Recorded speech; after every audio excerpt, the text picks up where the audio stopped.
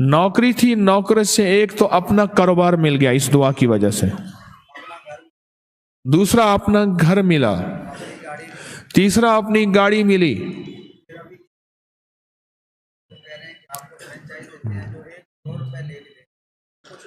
کہتے ہیں اب عالم یہ ہے کہ مجھے فرنچائز دیتے ہیں، لوگوں کو 1 کروڑ لے کے دے رہے ہیں، مجھے کہتے ہیں آج چپ کر کے لے آ، بتانا کسی کو نہیں۔ اگلا لفظ میرا ہے، انہوں نے نہیں کہا بتانا کسی کو نہیں۔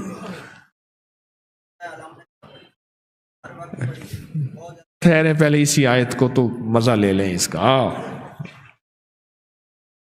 میرے ایک صاحب کہنے لگے اگر میں چس کو چس نہ آکھا تو چس نہیں آتی، چس کو چس نہ آکھا تو چس نہیں آتی، مزے کو مزہ نہ کہوں تو مزہ نہیں آتا۔ پہلے اس کا مزہ تو لے لیں، بیٹھ جاؤ، اس کا مزہ لے لیں۔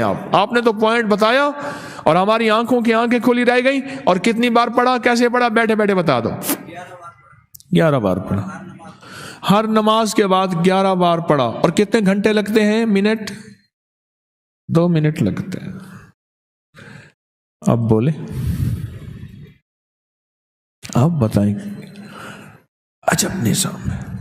میں کہہ رہا ہوں یہ آیت جو سورۃ مائدہ کی ہے، مائدہ کی ہے، آپ اس کو ہر نماز کے بعد 11 بار، یا صبح شام 11 بار، یا افطار کے وقت 11 بار،